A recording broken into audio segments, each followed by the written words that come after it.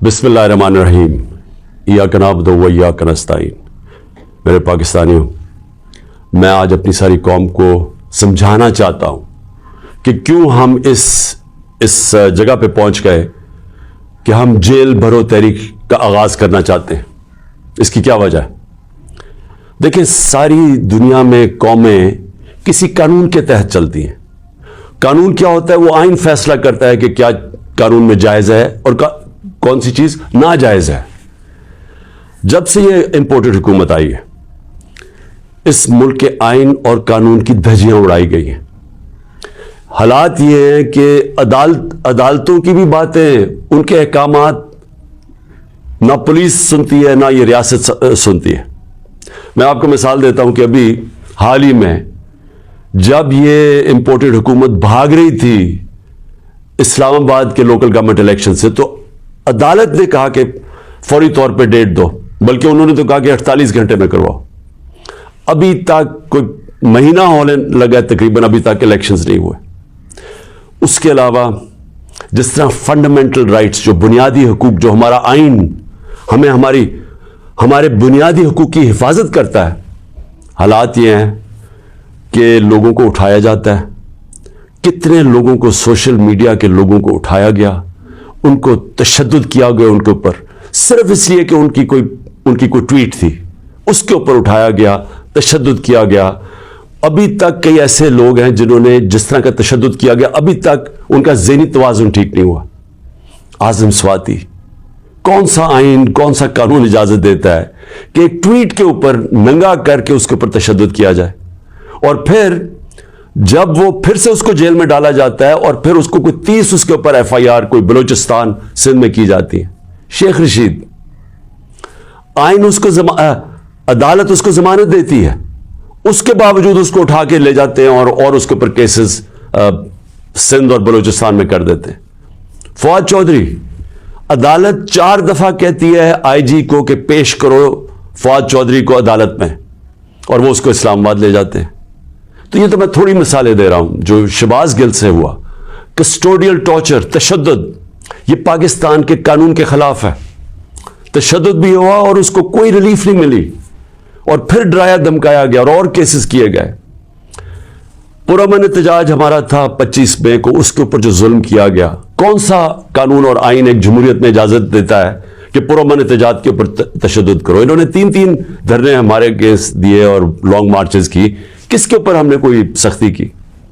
तो मैं तो ये थोड़ी सी मिसालें दे रहा हूं आपको कि हमारा सारा जो हमारे आइन और कानून के ऊपर जो एतमाद है हम इस कौम का, वो उठता जा रहा है। और बल्कि हमें ये खौफ है कि जो अब आइन, जो जमहूरियत बेस होती है जिस आइन के ऊपर, और जमहूरियत के अंदर वाज़े तौर पे है कि 90 दिन के अंदर इलेक्शंस करवाने पड़ेंगे।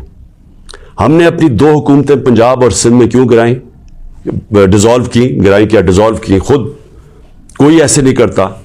हमने सिर्फ आइन को सामने रख के की कि हमें जब पता था कि 90 दिन के अलावा आप आगे नहीं जा सकते, तो हमने उसको सामने रख के इलेक्शंस की तरफ गए, इसलिए कि मुल्क एक बहुत बड़े बुरहान का शिकार है, एक पॉलिटिकल इंस्टेबिलिटी का शिकार है।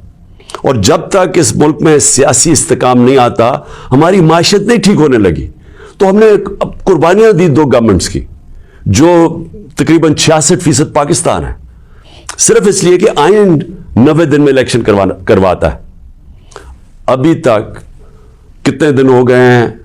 20-25 दिन हो गए हैं, अभी तक कोई डेट नहीं मिली। दोनों इलेक्शन कमीशन और ये जो 2 हुकूमतें, जो 2 गवर्नर्स हैं, उन्होंने डेट्स नहीं अभी तक दी, और ये सीधी पाकिस्तान के आइन की वायलेशन है। और अगर ये 90 दिन से आगे जाते हैं तो आइन बड़ा साफ है इसमें कि आर्टिकल 6 लगेगा। ये सारी कौम अब देख रही है पाकिस्तान की अदालतों की तरफ, और मैं ये वाज़ेह करना चाहता हूं, ये वो पाकिस्तान में वक्त आ गया जो जस्टिस मुनीर मोमेंट हम कहते हैं, कि एक दफ़ा डॉक्ट्रिन ऑफ नेसेसिटी के तहत हमारी जो इस कौम का डाउन स्लाइड शुरू हुआ है, जो निचला सफ़र शुरू हुआ है, वो जो फैसला था कि डॉक्ट्रिन ऑफ नेसेसिटी के तहत आइन को पीछे हटा के हमने ताकत के साथ हमारी अदालतें गई। तो आज भी वही वक्त है, सारा पाकिस्तान देख रहा है, टाइम बदल चुका है।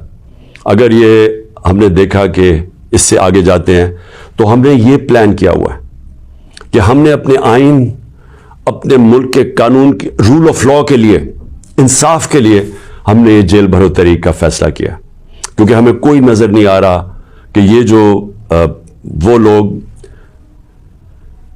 जिनकी ऊपर करप्शन के केसेस, इंटरनेशनल इंकशाफ होता है पनामा का, जिसमें पता चलता है कि मरियम नवाज 4 महंगे तरीन लंदन की अपार्टमेंट्स, जो कि लंदन के सबसे महंगे इलाके में, उस पनामा के इंकशाफ में पता चलता है कि असल मालिका उनकी मरियम नवाज थी। उसके बाद सारा ट्रायल होता है, सजा होती है, तो उनके ऊपर तो कोई ऐसा तशद्दुद नहीं हुआ। उनको तो जेल में रॉयल्टीज की तरह रखा गया। उनके तरह देखें जेल में कैसे जा रहे थे, तो यहां ट्वीट्स के ऊपर तशद्दुद किया गया। तो इसलिए 2 रास्ते हमारे सामने।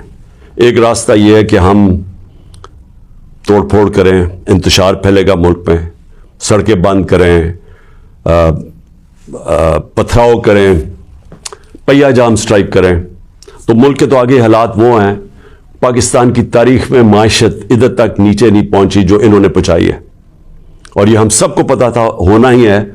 और हमने जो उस वक्त इनके हैंडलर्स थे उनको वाजे करके बताया कि अगर आपने साजिश करके हुकूमत गिराएगी, इनसे नहीं संभाली जाएगी, वो नहीं संभाली गई। तो आज कभी भी इतना बड़ा इकोनॉमिक क्राइसिस नहीं आया जो आज पाकिस्तान में है। कभी आम लोगों की जिंदगी में इस तरह की महंगाई नहीं आई जो आज आई है। जो बेरोजगारी बढ़ती जा रही है, एक तरफ महंगाई बढ़ रही है, बेरोजगारी, तो मुल्क के माशी हालात तो बहुत बुरे हैं। तो हम इसलिए उसको सामने रख के, और 26 साल की स्ट्रगल में कभी भी हमने इंतशार की पॉलिटिक्स नहीं की। लिहाजा ये पुरअमन तरीके का एहतजाज है जेल भरो तहरीक। मैं आज अपने सारे कारकुनों को, बल्कि मैं तो पाकिस्तानी अवाम को भी ये कहता हूं कि ये इस वक्त आप पॉलिटिक्स नहीं कर रहे हैं, आप अपने मुल्क के लिए जहाद लड़ रहे हैं, हकीकी आज़ादी की जंग लड़ रहे हैं। मैं आज आप सबको कहूंगा कि मेरे अपने कारकुनों को कि जो हमारे जिले सदर हैं, डिस्ट्रिक्ट प्रेसिडेंट्स जो हैं, उनके ऊपर रजिस्ट्रेशन शुरू करें कि जिन्होंने हम पहले हर पाकिस्तान के शहर में हम जेल भरो तहरीक शुरू करेंगे, तो पहले मैं चाहता हूं कि वॉलंटियर्स अपनी रजिस्ट्रेशन करें, और उसके बाद मैं फिर आपको डेट दूंगा किस दिन हमने जेल भरो तहरीक का आगाज करना है, और इसकी चंद दिनों के अंदर होगी। और इसलिए मैं चाहता हूं कि जल्दी जल्दी आप अपनी आप जो रजाकार हैं वो सामने आए।